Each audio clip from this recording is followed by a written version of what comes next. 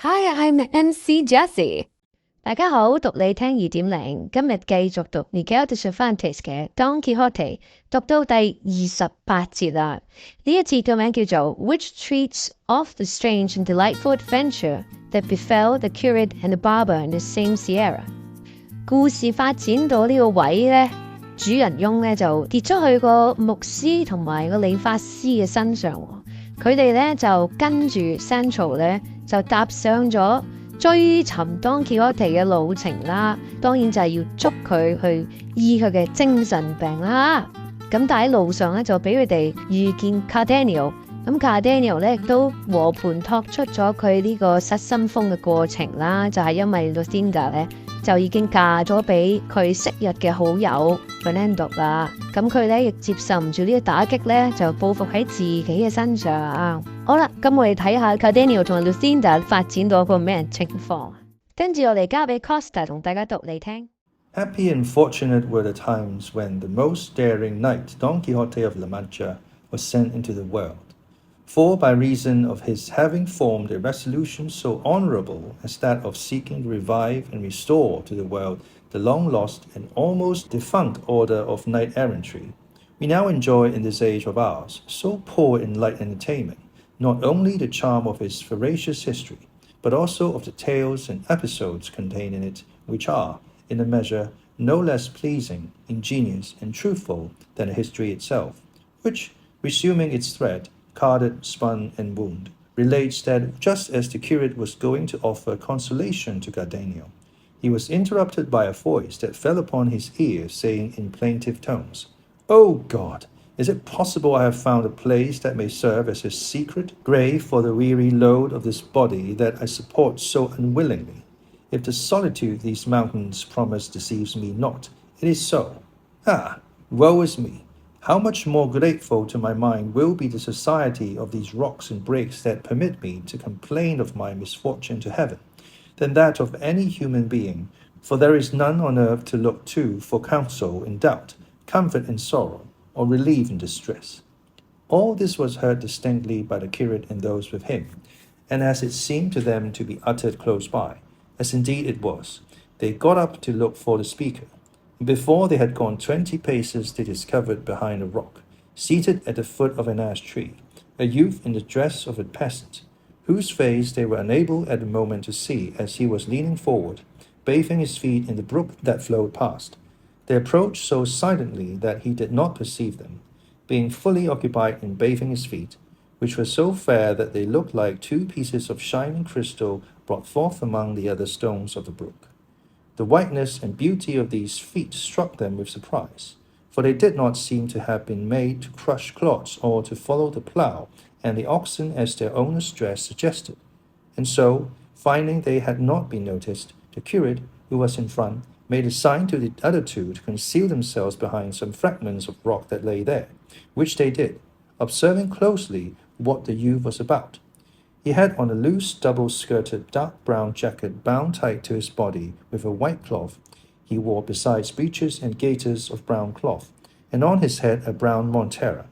and he had the gaiters turned up as far as the middle of the leg, which verily seemed to be of pure alabaster. As soon as he had done bathing his beautiful feet, he wiped them with a towel he took from under the montera, on taking off which he raised his face, and those who were watching him had an opportunity of seeing a beauty so exquisite that Cardenio said to the curate in a whisper, "As this is not Dorothea, it is no human creature but a divine being." The youth then took off the montera, and shaking his head from side to side, there broke loose and spread out a mass of hair that the beams of the sun might have envied.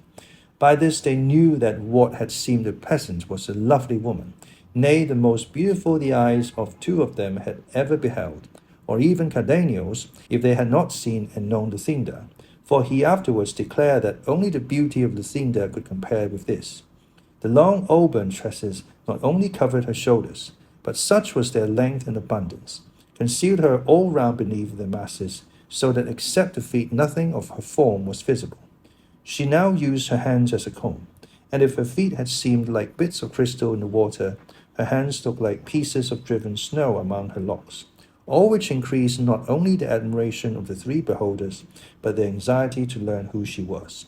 With this object they resolved to show themselves, and at the stir they made in getting upon their feet, the fair damsel raised her head, and parting her hair from before her eyes with both hands, she looked to see who had made the noise.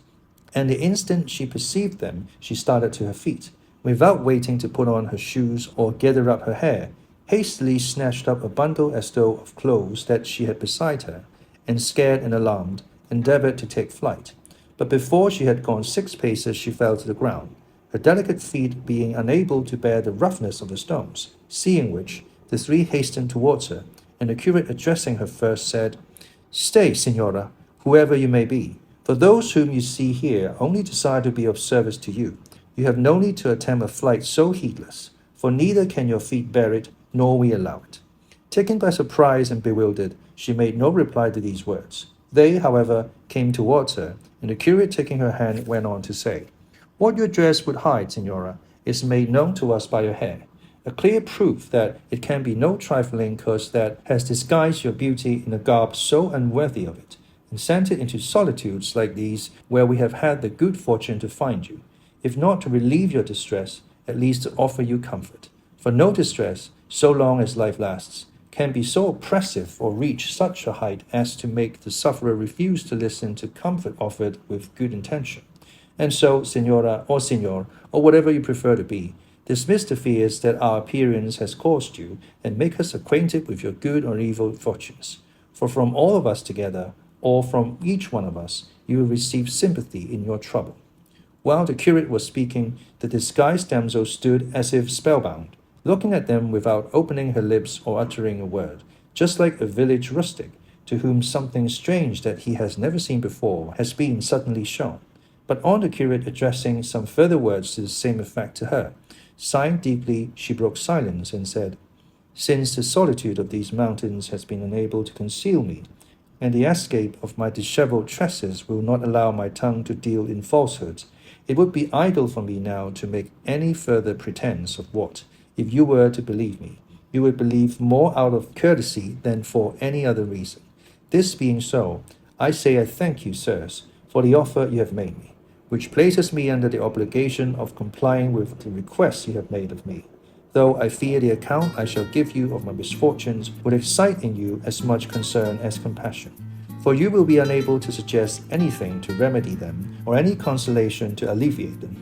However, that my honour may not be left a matter of doubt in your minds, now that you have discovered me to be a woman, and see that I am young, alone, and in distress, things that taken together or separately would be enough to destroy any good name, I feel bound to tell what I would willing keep secret if I could." At this she, who was now seen to be a lovely woman, delivered without any hesitation, with so much ease and in so sweet a voice that they were not less charmed by her intelligence than by her beauty. And as they again repeated their offers and entreaties to her to fulfill her promise, she, without further pressing, first modestly covering her feet and gathering up her hair, seated herself on a stone with 3 placed around her, and, after an effort to restrain some tears that came to her eyes, in a clear and steady voice began her story thus.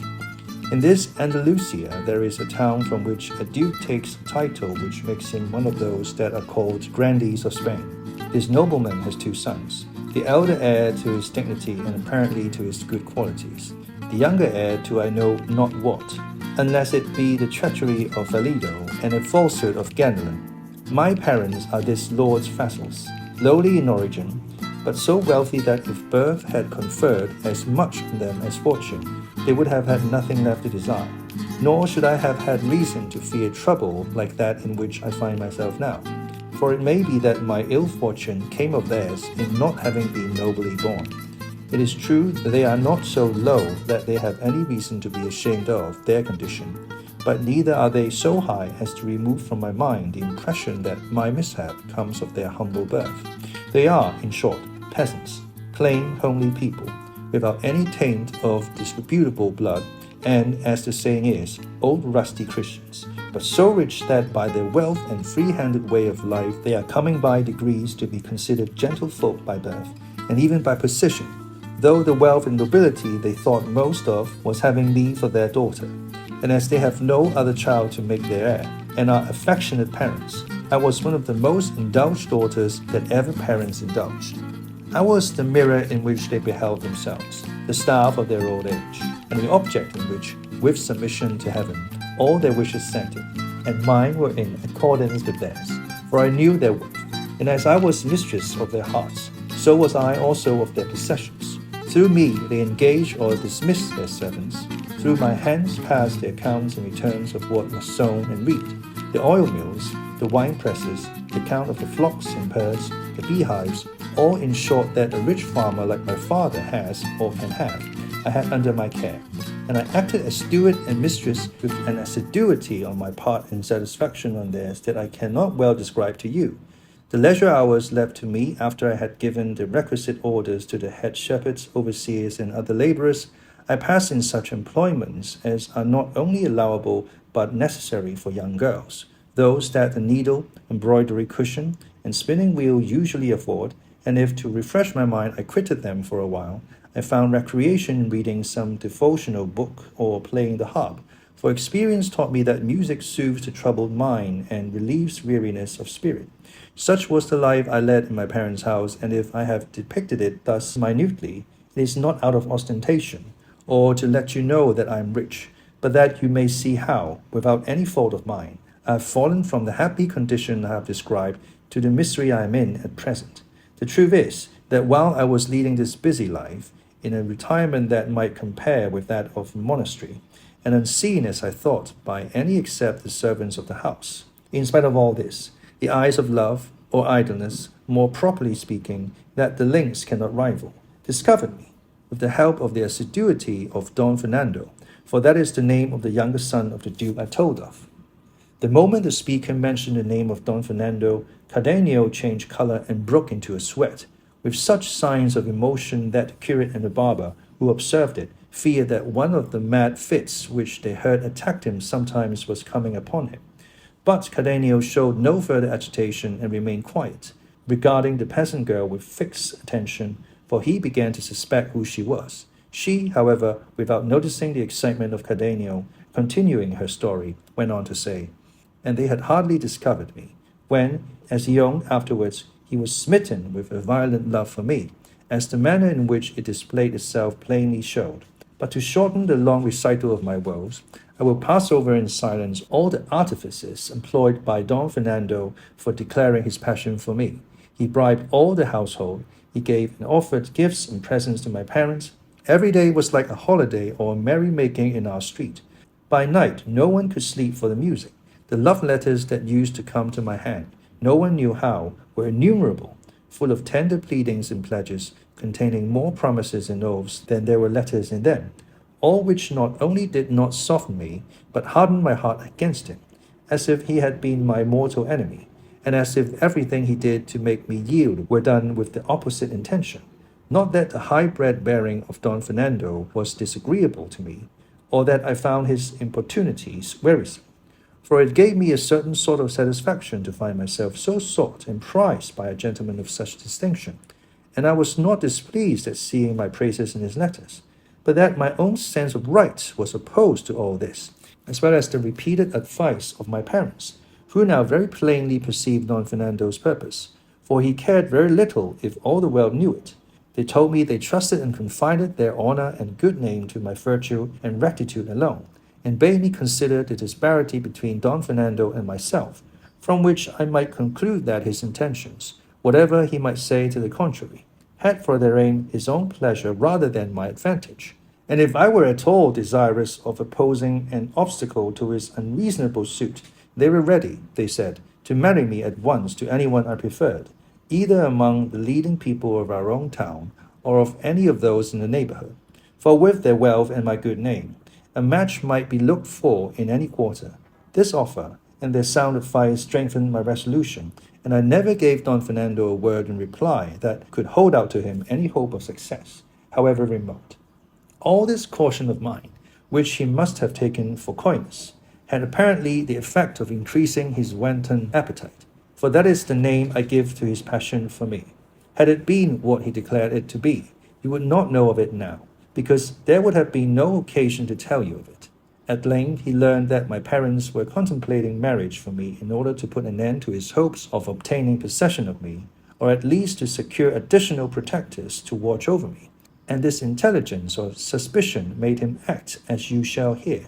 One night, as I was in my chamber with no other companion than a damsel who waited on me, with the doors carefully locked lest my honor should be imperiled through any carelessness, I know not nor can conceive how it happened, but with all this seclusion and these precautions, and in the solitude and silence of my retirement, I found him standing before me, a vision that so astounded me that it deprived my eyes of sight and my tongue of speech. I had no power to utter a cry, nor, I think, did he give me time to utter one, as he immediately approached me, and taking me in his arms, he began to make such professions to me that I know not how falsehood could have had the power of dressing them up to seem so like truth. And the traitor contrived that his tears should vouch for his words, and his sighs for his sincerity.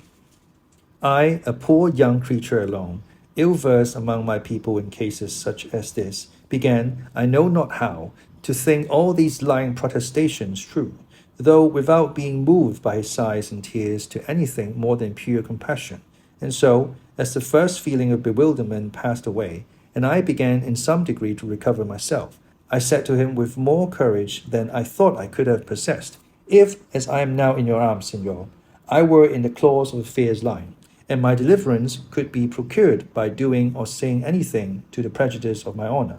it would no more be in my power to do it or say it, than it would be possible that what was should not have been. So then, if you hold my body clasped in your arms, I hold my soul secured by virtuous intentions, very different from yours, as you will see if you attempt to carry them into effect by force. I am your vassal, but I am not your slave. Your nobility neither has nor should have any right to dishonor or degrade my humble birth, and low-born peasant as I am, I have my self-respect as much as you, a lord and gentleman. With me your violence will be to no purpose. Your wealth will have no weight. Your words will have no power to deceive me, nor your sighs and tears to soften me. Were I to see any of the things I speak of in him whom my parents gave me as a husband, he should be mine, and mine should be bounded by his, and my honor being preserved even though my inclinations were not would willingly yield him what you, Senor, would now obtain by force. For this I say, lest you should suppose that any but my lawful husband shall ever win any of me.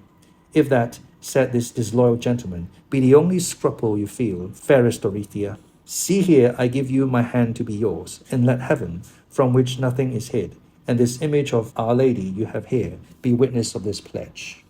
When Cardenio heard her say she was called Dorothea, and felt convinced of the truth of his former suspicion, but he was unwilling to interrupt the story, and wished to hear the end of what he already all but knew, so he merely said, What? Is Dorothea your name, Senora? I have heard of another the same name who can perhaps match your misfortunes. But proceed. By and by I may tell you something that will astonish you as much as it will excite your compassion.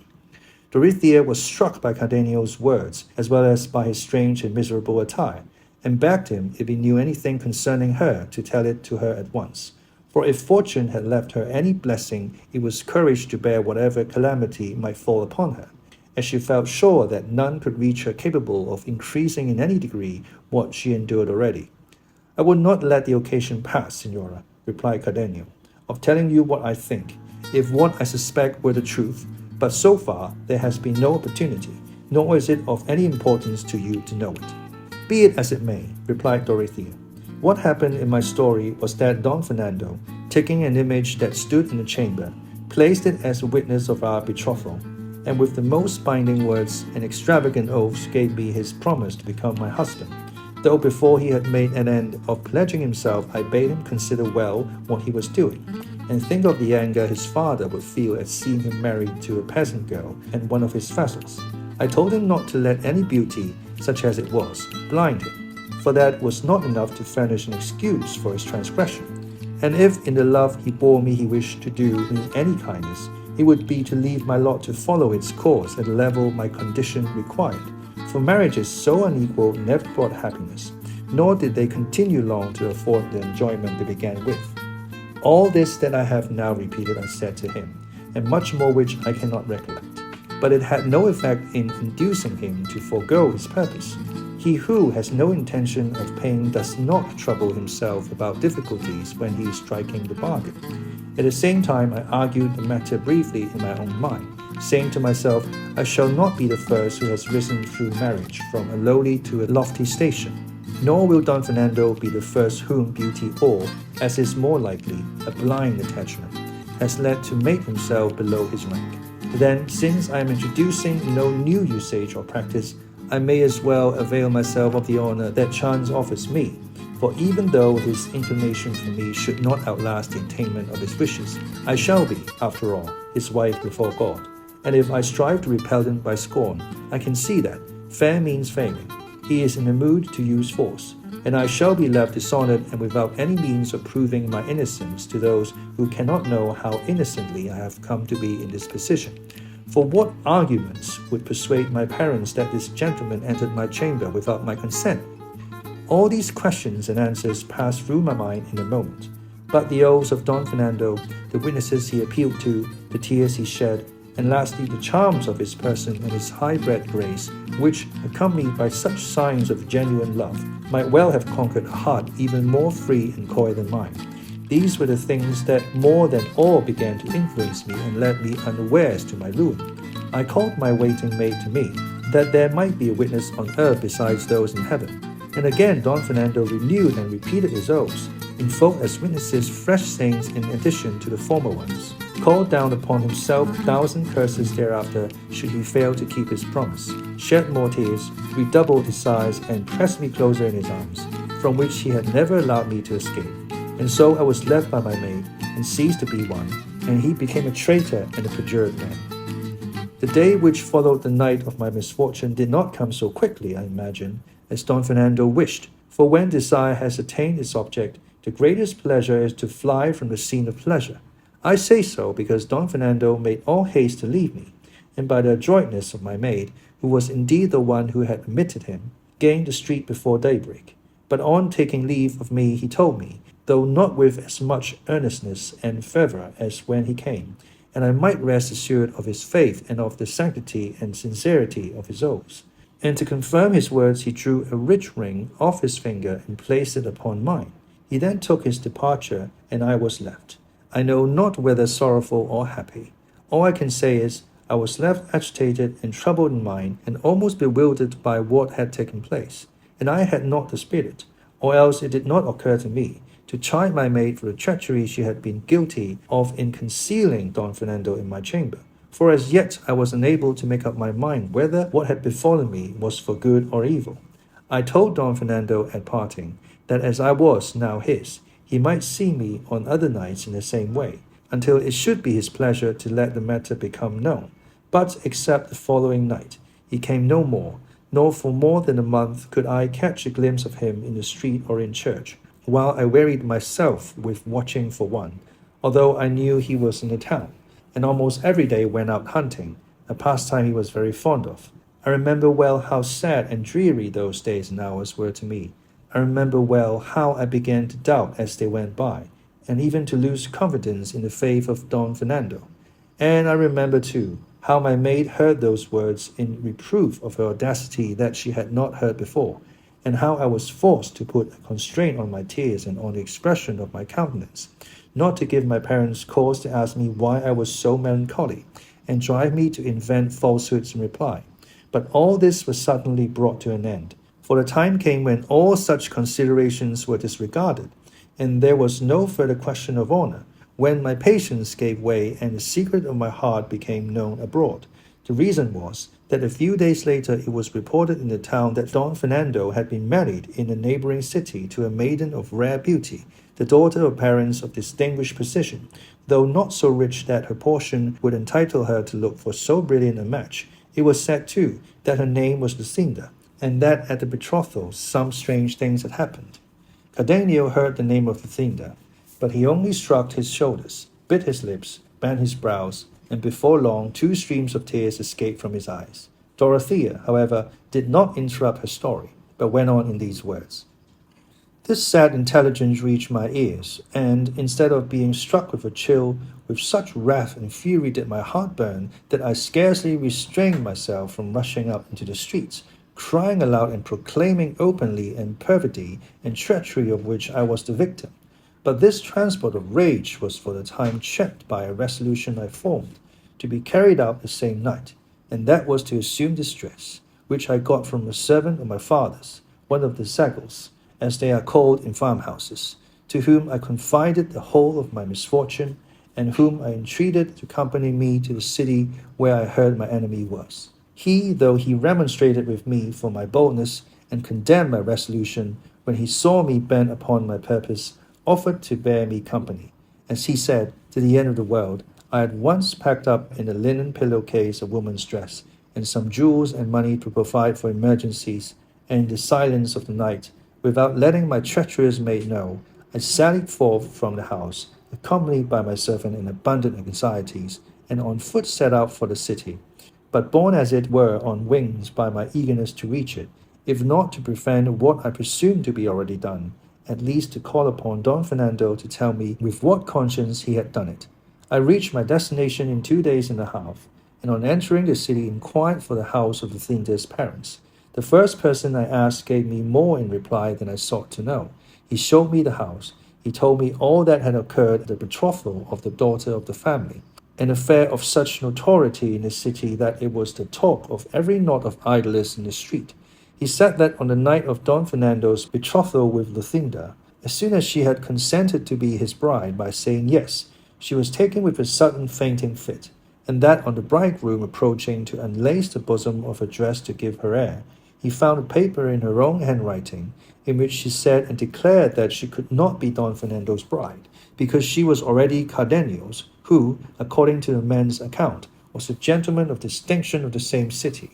and that if she had accepted Don Fernando, it was only in obedience to her parents. In short, he said, the words of the paper made it clear she meant to kill herself on the completion of the betrothal, and gave her reasons for putting an end to herself, all which was confirmed. It was said, by a dagger they found somewhere in the clothes. On seeing this, Don Fernando, persuaded that Luthinda had befooled, slighted, and trifled with him, assailed her before she had recovered from her swoon, and tried to stab her with the dagger that had been found, and would have succeeded had not her parents and those who were present prevented him. It was said, moreover, that Don Fernando went away at once, and that Luthinda did not recover from her prostration until the next day, when she told her parents how she was really the bride of that Cardenio I have mentioned. I learned besides that Cardenio, according to report, had been present at the betrothal, and that upon seeing her betrothed contrary to his expectation, he had quitted the city in despair, leaving behind him a letter declaring the wrong Luthinda had done him,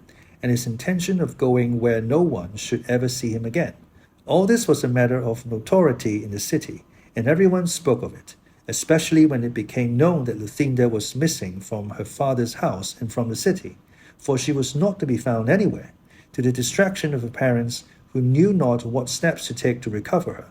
What I learned revived my hopes, and I was better pleased not to have found Don Fernando than to find him married, for it seemed to me that the door was not yet entirely shut upon relief in my case, and I thought that perhaps heaven had put this impediment in the way of the second marriage, to lead him to recognize his obligations under the former one, and reflect that as a Christian he was bound to consider his soul above all human objects. All this passed through my mind, and I strove to comfort myself without comfort, indulging in faint and distant hopes of cherishing that life that I now abhor.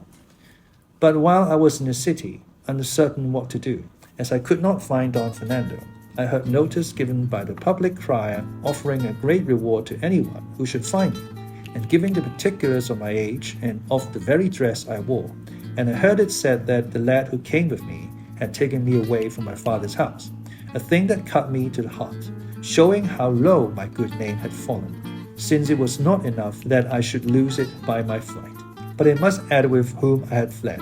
and that one so much beneath me and so unworthy of my consideration. The instant I heard the notice, I quitted the city with my servant, who now began to show signs of wavering in his fidelity to me, and the same night, for fear of discovery,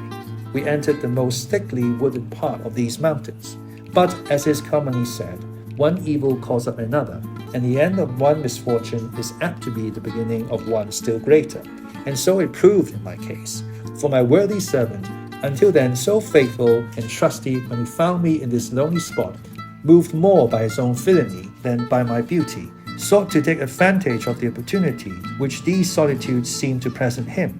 and with little shame and less fear of God and respect for me, began to make overtures to me.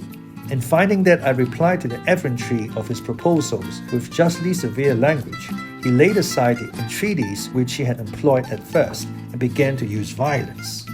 But just heaven, that seldom fails to watch over and aid good intentions, so aided mine that with my slight strength and with little exertion I pushed him over a precipice, where I left him, whether dead or alive I know not. And then, with greater speed than seemed possible in my terror and fatigue, I made my way into the mountains, without any other thought or purpose save that of hiding myself among them, and escaping my father and those dispatched in search of me by his orders. It is now I know not how many months since with this object I came here, where I met a herdsman who engaged me as his servant at a place in the heart of this sierra, and all this time I have been serving him as herd, striving to keep always afield to hide these locks, which have now unexpectedly betrayed me. But all my care and pains were unavailing, for my master made the discovery that I was not a man, and harbored the same base designs as my servant. And as fortune does not always supply a remedy in cases of difficulty, and I had no precipice or ravine at hand down which to fling the master and cure his passion, as I had in the servant's case, I thought it a lesser evil to leave him and again conceal myself among these crags, than make trial of my strength and argument with him. So, as I say, once more I went into hiding to seek for some place where I might with sighs and tears implore heaven to have pity on my misery, and grant me help and strength to escape from it, or let me die among the solitudes, leaving no trace of an unhappy being who, by no fault of hers, has furnished matter for talk and scandal at home and abroad. 唔該晒 Costa。好，呢節都係非常之咁長，於我嚟講咧，都算係呢個故事前段嘅一個高潮啊，係一氣呵成嘅一個多角愛情故事啦。今次嘅主人翁咧就係 Dorothea 喎。Dorothea 係邊個咧？就係 Fernando 佢追求到 Lucinda 之前嘅農家女孩，本身家庭好富庶啦，亦都過住好快樂嘅日子啦。亦都因為 Fernando 嘅窮追猛打啦，咁啊令到 Dorothea 就非常之反感，甚至乎離家出走，只能夠獨居喺深山啊，多次逃避佢嘅追求者嘅一個好悲慘嘅下場。同故事之前有提過其他一個好美麗嘅獨居女孩嘅同一個狀況，咁啊只不過個名唔同咗咧。而家呢一刻嚟計咧，咁 Lucinda 咧似乎都係步緊佢哋嘅後塵。咁喺得悉到神秘嘅女孩子原來係 Dorothea 嘅時候咧，咁 Cardenio 當然就係非常之激動啦。雖然佢已經盡量去抑制佢嘅情緒啦，咁但係 Dorothea 同佢自己一樣，同 Lucinda 都一樣，都係喺 Fernando 嘅自私自利者啦，可以咁講，一個狂熱者咧嘅影響之下嘅受害人。Cardenio 喺聽完呢個故事之後啦，佢而家赫然發現咗 Lucinda 原來係對佢忠貞嘅，係有做到佢之前嘅誓言，只不過做得唔夠好咁解啫。佢會有啲咩反應呢？嗱，故事未交代，究竟佢會點做呢？而 Don Quixote 又點樣去懷抱住佢嘅騎士精神去收拾呢個殘局呢？我哋睇下呢一節有啲咩字同大家分享。Dishevel Dishevel 動詞嚟嘅 ，make a person's hair or clothes untidy。Tress Tress 或者 tresses 咧，名詞嚟嘅 ，a long lock of a woman's hair， 女性嘅長髮啦。Assiduity Assiduity 名詞嚟嘅 ，constant or close attention to what one is doing。文中咧有提到 Dorothea 咧，佢喺屋企入面咧幫佢爸爸睇數嘅，幫佢記書啊，去計數啊，屋企上下所有嘅財產咧，佢都銘記於心嘅嚇。Assiduity 專心致志嘅幫佢處理事。好，呢一節讀到呢度，下一次再同大家讀你聽，拜拜。If you like this video, Make sure to comment, like, share, and subscribe to Costa. See you next Friday.